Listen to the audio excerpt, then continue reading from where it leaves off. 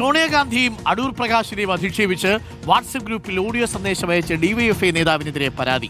Karassery north മേഖലാ secretary Pushkin സിഎമ്മിനെതിരെയാണ് youth Congress നേതാവ് നിഷാദ് വിജി പരാതി നൽകിയത്. IT ആക്ട് പ്രകാരം കേസ് എടുക്കണമെന്നാണ് ആവശ്യം. മിഥില ബാലനുണ്ട് കൂടുതൽ വിവരങ്ങളുമായി. മിഥില ബാലൻ, എന്താണ് ഈ ഡിവൈഎഫ്ഐ നേതാവ് എന്താണ് പറഞ്ഞത്, എന്താണ് പരാതി?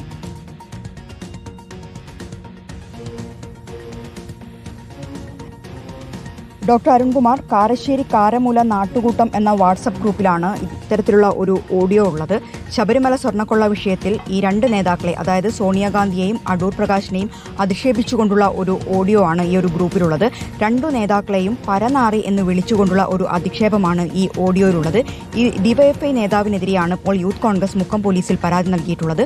ഡിവൈഎഫ്ഐ കാരശ്ശേരി നോർത്ത് മേഖലാ സെക്രട്ടറി പുഷ്കിൻ സിഎമ്മിനെതിരെയാണ് പരാതി നൽകിയിട്ടുള്ളത്. IT ആക്ട് പ്രകാരം കേസെടുക്കണമെന്നാണ് ആവശ്യം. തിരുവമ്പാടി മണ്ഡലം പ്രസിഡന്റ് നിഷാദ് വിച്ചിയാണ് ഇതുമായി ബന്ധപ്പെട്ട പരാതി നൽകിയിട്ടുള്ളത്. അല്പസമയം മുമ്പാണ് പരാതി നൽകിയത്. 2 ദിവസം മുൻപാണ് ഇത്തരമൊരു ഓഡിയോ സന്ദേശം ഈ പറയുന്ന കാരശ്ശേരി കാരമൂല നാട്ടുകൂട്ടം എന്ന വാട്സപ്പ് ഗ്രൂപ്പിൽ വന്നത്.